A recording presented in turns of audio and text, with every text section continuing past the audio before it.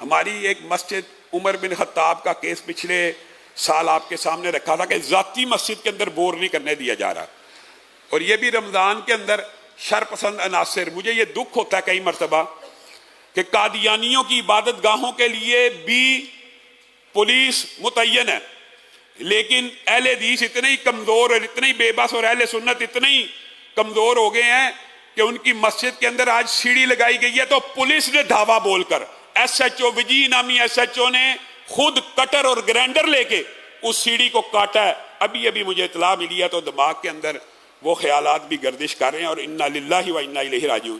Police کے لیے مسجدوں کی ٹریس پاسنگ جائز ہو گئی ہے. کس اصول کے تحت وہ ایس ایچ او مسجد کے اندر داخل ہوا ہے؟ کیا کسی عدالت سے آرڈر لے کے آیا ہے؟ اپنی مسجد کے اندر سیڑھی لگائی ہوئی ہے اور اس نے کاٹ دیا. اور اس سے پہلے مجھے لاہور کی امن کمیٹی کے ممبر نے فون کیا، علامہ صاحب یہ معاملہ کل ڈسکشن کے تحت اور مذاکرات کے تحت حل ہو جائے گا، کل کا ٹائم ہو گیا. جب کل کا ٹائم ہو گیا تو پولیس کے ساتھ نفری کے ساتھ دھاوا بولنا کسی مسجد کے اوپر، یہ کیا ایجنڈا ہے؟ وزیر اعلیٰ صاحبہ آپ اس ایجنڈے کے تحت اس صوبے میں حکمران بنی ہیں کہ اہل حدیث مساجد کے اوپر حملہ ہو جائے، اور کیا کسی غیر مسلک نے نہیں ہے، پولیس نے کیا ہے. اور جن لوگوں کے اشارے پہ کیا ان کے اوپر مقدمے درج ہوئے ہیں، ان لوگوں کے اوپر مقدمات درج ہیں عدالت کے ہائی کورٹ کے آرڈر سے کہ یہ شر پسند عناصر ہیں، یہ مسجد کی تعمیر میں بلا وجہ غیر ضروری رکاوٹ ڈالتے ہیں. ایک بندے کی ذاتی مسجد ہے، مسجد کے اندر وہ سیڑھی لگاتا ہے، پولیس کا ایس ایچ او جا کے اس کو کاٹتا ہے. اس کو قانون نے، آئین نے خلاف پورے پاکستان کے اندر شدید قسم کا احتجاج کیا جائے گا. اور اس ایس ایچ او کو، اس کے سارے عملے کو جس نے یہ سیڑھی کاٹنے کی جرت کی ہے اور ٹریس پاسنگ کی ہے، مسجد کے اندر داخل ہو کے مسجد کے تقدس کو پامال کیا ہے، جب تک اسے معطل نہیں کیا جائے گا ہم یہ احتجاج کو بلند کرتے رہیں گے. افسوس کی بات ہے، میں حیران ہوتا ہوں اہل حدیث آج اقلیتوں سے زیادہ کمزور ہو گئے ہیں. اقلیتوں کے حقوق کا تحفظ ہوگا. دکھ ہوتا پھر اس طرح کی باتوں پہ. عورت کا کیس ہوا، پورے علماء نے پولیس کا ساتھ دیا، اس عورت کو بچایا، اور پولیس کے سانہ بچانا ہم کھڑے ہوئے.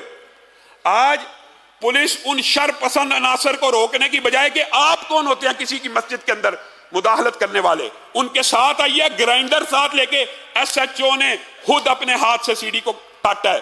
اور ویڈیو بقول حالت صاحب ابھی پتہ لگ جائے گا، ابھی کا واقعہ چند منٹ کا ویڈیو سی سی ٹی وی فوٹیج سے سارے کا سارا معاملہ کلیئر ہو جائے گا.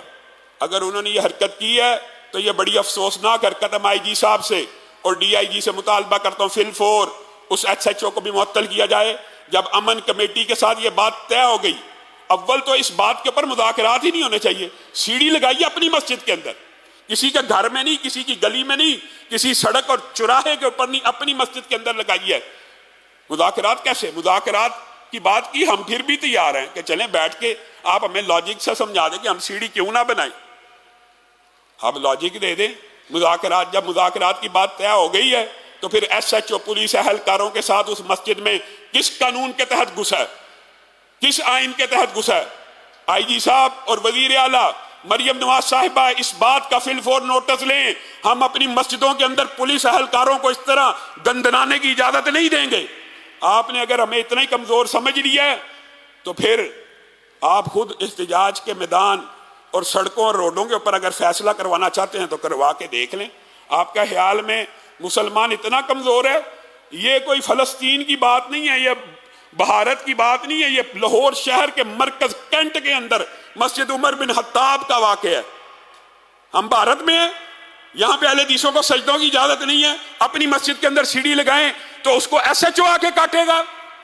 عدالت کے آرڈر کے بغیر، کسی حکم کے بغیر کس طرح اس نے یہ جرت کی ہے کہ وہ آیا اور سیڑھی کاٹی ہے؟ اس کے خلاف شدید قسم کا احتجاج کیا جائے گا. اور کسی بھی ایسے شخص کو یہ اجازت نہیں دی جا سکتی کہ شر پسند عناصر کے ہاتھ سے 5 لاکھ 10 لاکھ روپیہ لے کے ایک عرصے سے یہ ایس ایچ او وجی ان سے پیسے لے کے ساز باز کر کے اہل حدیث کمیونٹی کو تنگ کر رہا ہے.